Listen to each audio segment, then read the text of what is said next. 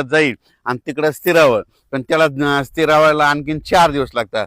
मग जवळपास म्हणजे 12 तारखेपर्यंत जोपर्यंत शांत होत नाही तोपर्यंत आपल्या इकडे महाराष्ट्रामध्ये जवळपास 12 तारखेपर्यंत आता उद्यापासून म्हणजे आजपासून चांगलं वारं सुरुवात होईल आणि ते शांत होऊस तर परत पुन्हा काही आता एखादी प्रणाली तयार होत नाही म्हणून हे अंदाज लक्षात द्यायचा.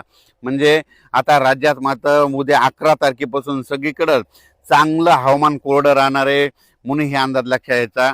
फक्त 15, 16, 17च्या दरम्यान परत एकदा पावसाळी वातावरण तयार होईल, पण तो इतका पाऊस असा जोराचा पडणार नाही, फक्त तुरळक भागातच म्हणजे विखुरलेल्या स्वरूपाचा ते असणार आहे म्हणून हे अंदाज लक्षात द्यायचा.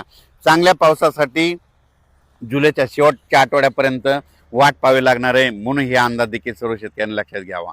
सोशल मीडियातून काय व्हायला थोडे अफवा पसरत आहेत की परत आता पाऊस येणार नाही. शेतकऱ्यांना घाबरू नका, पाऊस येणार आहे. जुलैच्या शेवटच्या आठवड्यात देखील असाच एकदम आता जसा पाऊस आला ते चांगला पाऊस येणार आहे, पण तुम्हाला